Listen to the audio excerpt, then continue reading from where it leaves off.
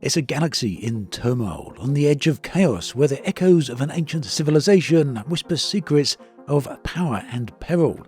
That's the premise of the upcoming DLC Tales of Arnor, which should be available as you watch this video. It's for Galactic Civilizations 4 Supernova.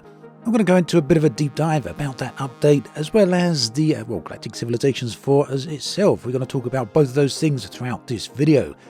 Now, this is a sponsored video, so my thanks to Stardock for that. Do check out the link in the video description where you can find out everything you need to know. There's a whole load of information there.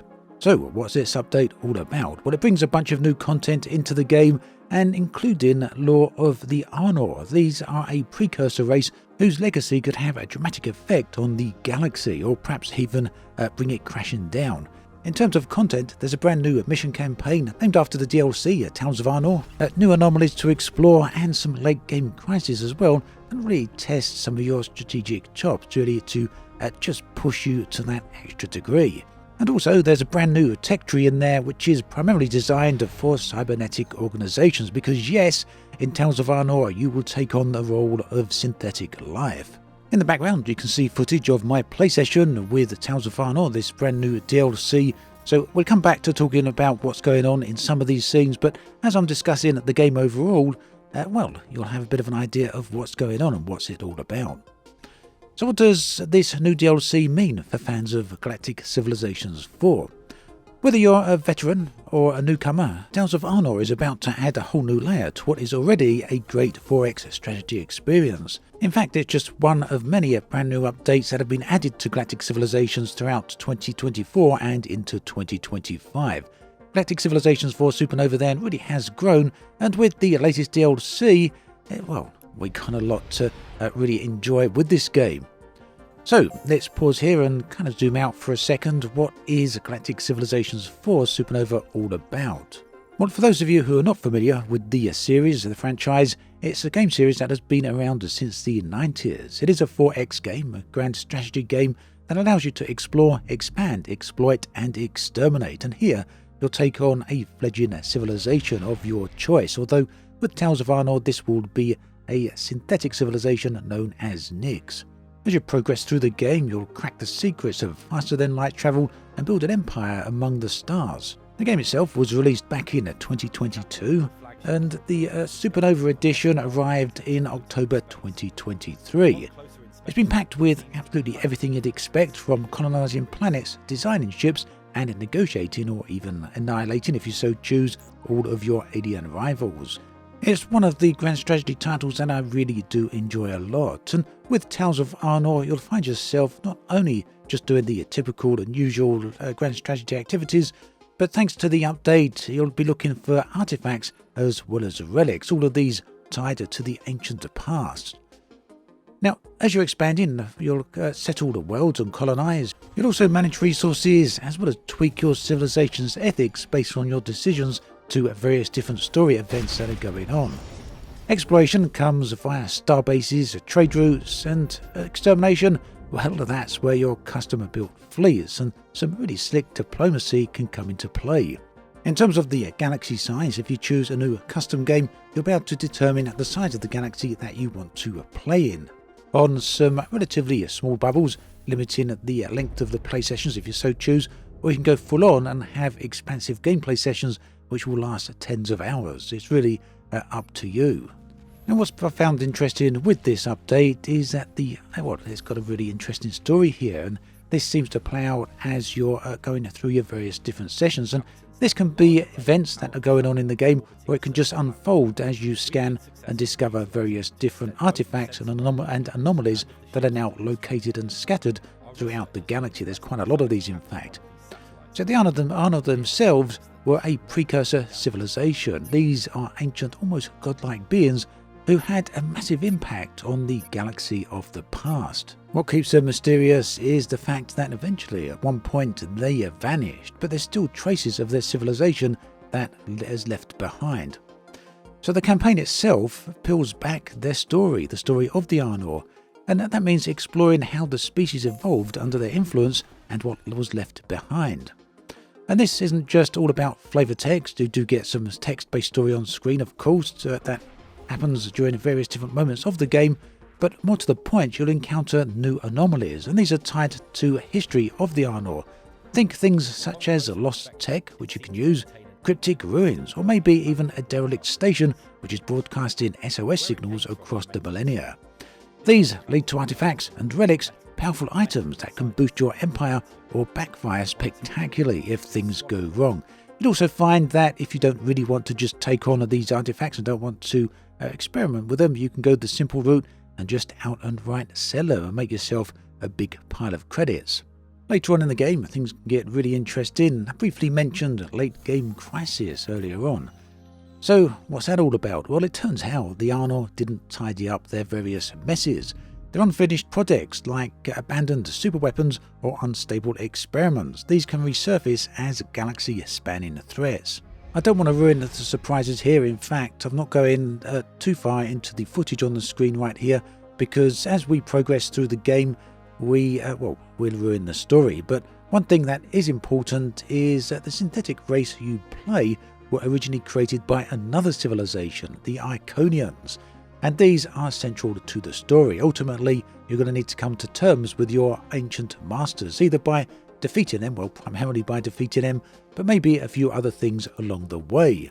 The point is, though, that you don't meet the Iconians immediately. These will be discovered as you play through your session, and your first encounter with them might not go particularly well.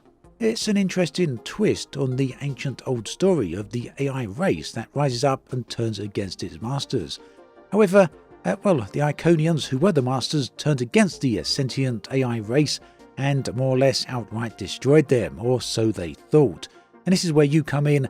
You're rising and rebuilding your civilization to a massive galaxy-spanning sentient AI race. And eventually that will bring you into contact with your ancient masters, and you're going to need to be able to, or have to, actually deal with that.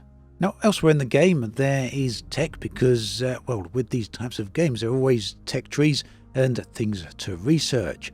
With the new DLC you do get some new tech, and these are especially designed for the cybernetic, or the artificial life forms that are in the game. And that means that Tales of Arnor introduces a dedicated tech tree for these machine-minded creatures, these machine-minded civilizations.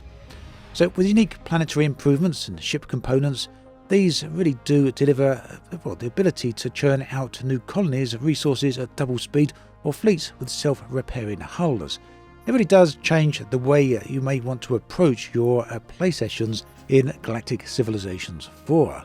So there is a lot going on here, and the Tales of Arnor DLC does make a fine addition to the game overall. But it's worth mentioning here that this isn't the only addition that the game has had over the years. Stardock really do look after Galactic Civilizations, and if you want a game that you want to invest your time into, one that grows over time, then you could do a lot worse than trying this out. So it's not a case that Galactic Civilizations 4 just appeared out of nowhere to sit pretty after its Supernova debut. Instead, we've seen a whole range of other updates that have turned up over the time to really polish the game and set the stage for what eventually is to come with the new DLC, Tales of Arnor. So let's briefly talk about some of those. So we go back to version 2.3, which is the War and Peace update. That dropped in January 18th, 2024, and this one was all about making the galaxy feel more dynamic. The AI got smarter about diplomacy, think less about random backstabbing and more about calculated alliances. New war events spiced up combat, and the UI also got a tweak to support lower resolutions for those who play on lower resolution systems, and this made it more accessible to a wider range of players. In March of 24, we got the Populi update, and this was one that's been enjoyed by a lot of people. The update let you customize your citizens using Alien GPT, and this allows you to turn your population into unique races with their own traits. And each species of industrious miners, you can do that. It also added citizen transport, letting you shuffle populations between planets for various different boosts. The UI here got another update as well, with better language support, smoother navigation, overall making it for a well-rounded update. And then finally, the 2.5 update, which also came around about the middle of last year, I do believe. And this one focused on visuals, upgrading the battle viewer, with better effects for ship clashes. It's less about sweeping changes, this particular update, and more about quality of life updates, just making the game look and feel that much better. Taken together then, all of these updates really do highlight that Galactic Civilizations 4 isn't a game that just sits still. It's a game that's constantly evolving and constantly improving. It means that, well, your time's not wasted with it, because it's always something that you can keep going back to. And for me, that's what keeps the game interesting. It's the sheer variety of different things to do. Now, as you play through the game, like I say, you can take different approaches, and that is what always is very interesting to me about these grand strategy titles. The best ones allow you to take a variety of different approaches, whether you prefer to have military conquest or economic conquest, or whether you just prefer to have a more diplomatic approach and make alliances. There's a variety of different ways that you can different win states, as it were. But when it comes to this DLC, the Towers of Arnor, it does have a specific mission that you can actually start and work your way through. Now, this mission itself does have a predefined galaxy in the sense that you can't customize it. You simply choose the mission from the list at the start of the game, and then you'll be dropped into the start of this game, playing the Nyx, and it does have a specific win condition.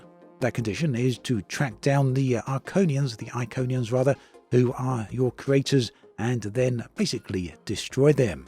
So you're never going to really know straight off the bat where the Iconians are. They're somewhere lost amongst the stars and depth of the galaxy. As you send out your probes, they will slowly uncover different star systems, and some of these you'll be able to inhabit, other ones you won't. But eventually the probes will discover other civilizations, and these can be relatively minor civilizations just with people with a few planets or two, and ultimately the probes, if you're lucky, should discover the Iconians. In my case, the Iconians were right over on the opposite side of the galaxy, and that's where things really do start kicking up a notch or two, because you'll find yourself, like I have, comparing the progress of your civilization to that of the Iconians. And you can do this very easily through accessing the various different reports that are available to check out at any time. Right there, we've got the timeline report, and we can compare our power against that of the Iconians. So whether you want to check out faction power, economic power, military power, we got some other options here. We can take a look at population, influence, manufacturing, research, approval, treasury, and prestige. Fortunately for me, I was doing very well on all of those aspects, except for the key one, which is military. It seems the Iconians are building up their military power pretty darn fast. Now, of course, this will also be influenced very heavily by the difficulty level that you choose for the game. There's a variety of different difficulty settings here, as you can see, not just 3, easy, medium and difficult. There's a wider range than that, and that really does keep things flexible, meaning you can really set the difficulty and threshold that you want for this particular mission. Ultimately, that will have an effect on the pace of the game as well. If you have things set to easy, you'll be able to get through the game a little bit faster, I guess, because, things will be easier and you'll have less objects, problems set in your path. So this is really nice because obviously not everyone wants to sit down and play for tens upon tens of hours at the highest difficulty setting when they want to play these games. Some people just want to have a nice casual playthrough. Most other people will certainly want to have the most hardcore option available. So yeah, keep in mind that is available for you. You do have, like I say, a wide range of options. And talking of options, it's also worth clarifying again here that if you start a new custom game, you can play the Nyx. So that's a new race. They're located here at the bottom. And that also allows you to fully customize the game as well. Essentially from here, you'll be able to choose your civilization's traits. And in addition to that, you'll be able to choose the size of the galaxy that you want to play in, as well as a number of other factors such as the number of sectors, the star frequency, the number of habitable planets, extreme planets, which can often be, extreme, and the amount of available resources as well. You've also got some advanced setting options here as well. So essentially, if you want to create a custom game, you have massive flexibility here. So there we have it, an overview of the brand new DLC, Tales of Arnor for Galactic Civilizations 4. Again, do check out that link in the video description where you can find out everything you need to know My thanks to Stardock for sponsoring this video. Take care, and I'll catch you next time.